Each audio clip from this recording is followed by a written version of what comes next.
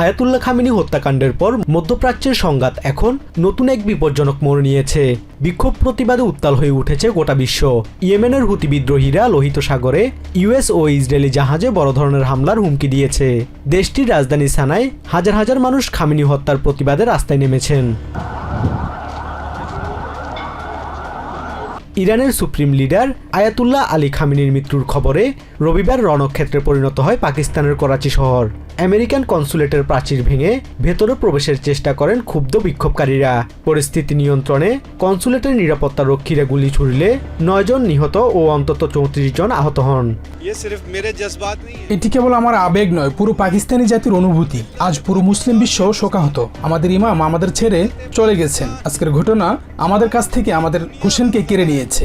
এখন জাতিকে সিদ্ধান্ত নিতে হবে, তারা কি হোসেনের পক্ষে থাকবে নাকি আমেরিকা ইসরায়েলের পক্ষে থাকবে। কারবালা মে আজ हमारा हुसैन हमसे छीन लिया गया। শোকের ছায়া নেমে এসেছে ইরান পাকিস্তানের সীমান্ত পেরিয়ে ভারত নিয়ন্ত্রিত কাশ্মীরেও। শ্রীনগরের ঐতিহাসিক লাল চকে তিল ধারণের স্থান ছিল না রবিবার। কালো পতাকা হাতে হাজারো মানুষের কণ্ঠে কেবলই হারানোর হাহাকার। এটি গভীর শোকের বিষয়। আজ পুরো মুসলিম উম্মাহ শোক পালন করছে। আমাদের নেতা আয়াতুল্লাহ আলী খামেনিকে নির্মমভাবে শহীদ করা হয়েছে। আমরা এখানে সমবেত হয়েছি তার প্রতি শ্রদ্ধা জানাতে।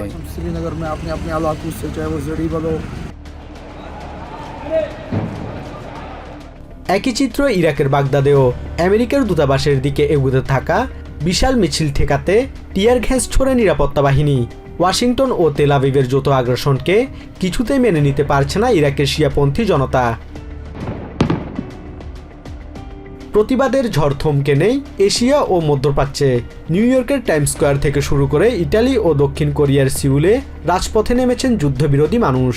কারো হাতে শান্তির সাদা পতাকা, কারো কণ্ঠে এই আগ্রাসনের বিরুদ্ধে slogan.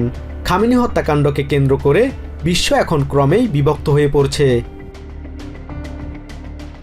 Basudebnath, TVN24 news desk.